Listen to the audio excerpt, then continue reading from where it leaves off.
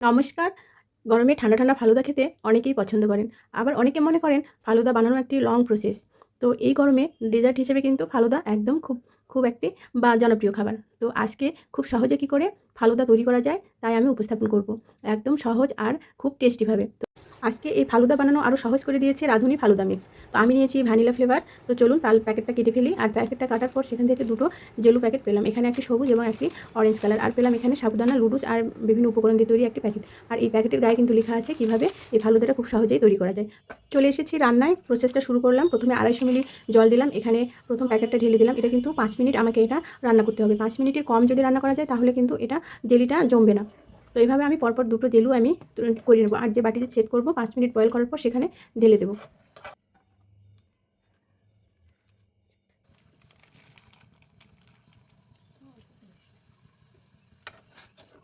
আমার দুটো জেলুই কিন্তু একদম রেডি হয়ে গেছে।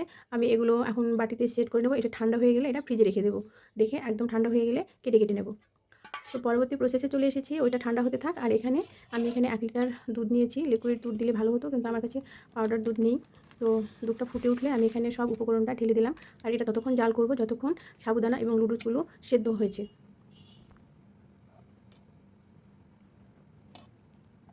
এমন অবস্থায় কিন্তু আমি চুলা থেকে নামিয়ে নিয়েছি। এটা যখন আরও ঠান্ডা হবে তখন কিন্তু আরও ঘন হয়ে আসবে। তো আমার জেলুগুলো কিন্তু প্রায় রেডি। তো আমার মনে হয় জেলুগুলো আরেকটু জাল করতে হতো, তাহলে আরও ভালো সেট হতো। আমারটা একটু কম জাল হয়েছে, তো তারপরেও অনেকটাই ভালো হয়েছে। তো জেলুগুলো আমি কেটে নিই।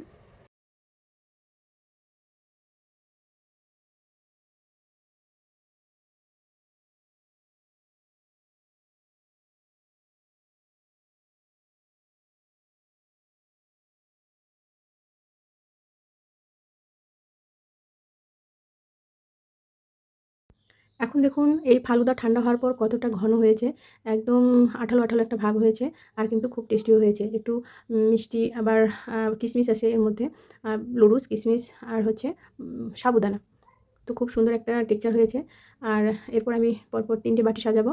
তো তোমরা দেখতে থাকো। এখানে এখানে একদম সব মিক্সড করেও দিতে পারো, আবার কিন্তু লেয়ার করেও দেওয়া যায়। তো যেটা তোমার ইচ্ছা তুমি সেটা করতে পারো। তো এখানে আমি ফালুদা দিয়েছি প্রথমে, আর এরপর দেবো হচ্ছে কয়েক রকমের ফল দেবো। আমি নিয়েছি আপেল, কলা। আর এরপর দেবো জেলুগুলো কেটে রেখেছিলাম সেই জেলুগুলো দিয়ে, তারপর আবার হচ্ছে ফালুদার মিক্স দেবো। দেওয়ার পর আমি আইসক্রিম দেবো। আইসক্রিম দিয়ে বাটিটা রেডি করে নিচ্ছি।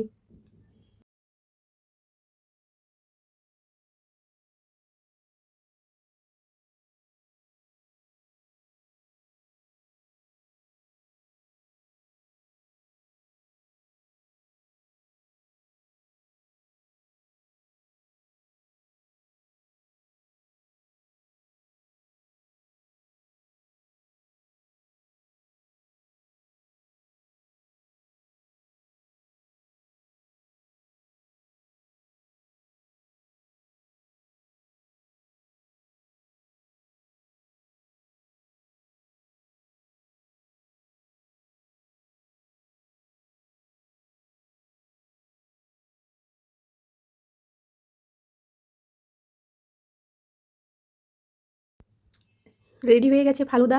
আর আমি দুটো এই যে চকলেটের স্টিক কিনে এনেছিলাম, এই স্টিকগুলো বাচ্চারা খেতে খুব পছন্দ করে, সেই জন্য। আর উপরে আইসক্রিম দিয়েছিলাম। আইসক্রিমটাও কিন্তু একদম বাসায় বানানো।